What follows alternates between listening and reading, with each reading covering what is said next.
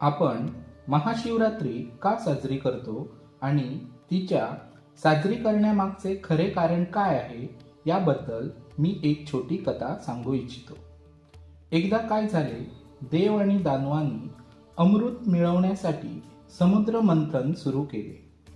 त्यावेळी अचानक समुद्रात भयंकर विष बाहेर आले. त्या विषामुळे संपूर्ण सृष्टी नष्ट होण्याचा धोका निर्माण झाला. देव घाबरले आणि मदतीसाठी भगवान शिव यांच्याकडे गेले. महादेवानी सगळ्यांचे रक्षण करण्यासाठी ते विष स्वतः प्यायले.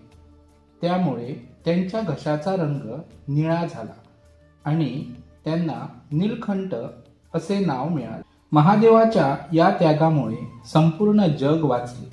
देवदेवतांनी त्यांचा जयघोष केला.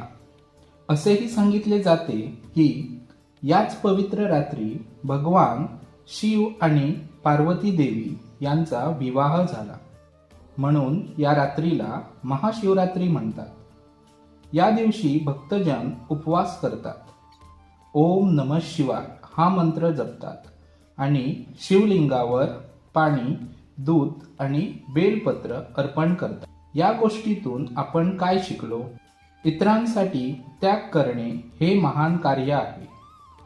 संकटात धैर्याने उभे राहावे, देवावर श्रद्धा ठेवावी आणि चांगली कामे करावीत. जर तुम्हाला ही कथा आवडली असेल तर कृपया कमेंटमध्ये हर हर महादेव असे लिहा. धन्यवाद.